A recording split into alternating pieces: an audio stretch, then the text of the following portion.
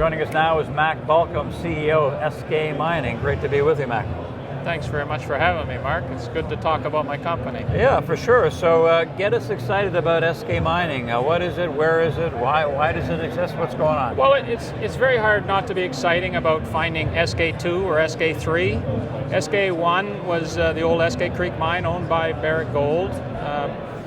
Produced, I think, about 1.5 ounces of gold per ton and 70 ounces of silver with a base metal content for, I don't know, 15 years. And now Skeena Resources has that property and are drilling it off right on our border.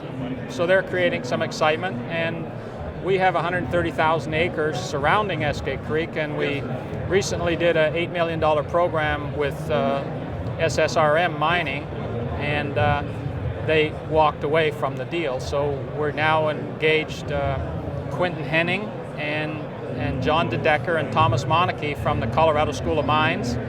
And we're doing a major analysis of all of our data and coming up with concepts on where Eskay 2 is at SIB and other areas. Now, one thing that's interesting about mining recently, and I've talked to a few CEOs about this, is that because of new technology, you're able to go back to mines that maybe were underdeveloped or just couldn't be explored at the time. So what are you doing in terms of technology with Eskay? Well, these people from the Colorado School of Mines, principally Thomas Monarchy and John DeDecker, are analyzing this data right down to taking thin sections of actual cores and comparing those as to the geochemistry, if you will, of the rock from Eskay Creek. So we're identifying how the rocks are laid down and trying to figure out how is Eskay 2 lying in this area. We think we've hit it from hole 160 that we did in 2018, but so far it's a story.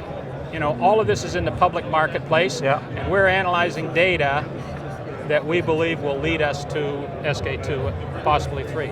Now, off camera, you said, and this should get investors excited, and of course you may be a little bit biased, but you said Eskay Mining could be the story of 2020. Well, you know, I took this over 10 years ago to lead this to success, and it's been a struggle. First of all, money's a struggle for junior companies, and we're not into diluting our shareholders to do stuff that doesn't make sense. We did a deal with SSR Mining that paid us $8 million worth of data for 2 years, and then they left for their reasons, and so that cost us nothing.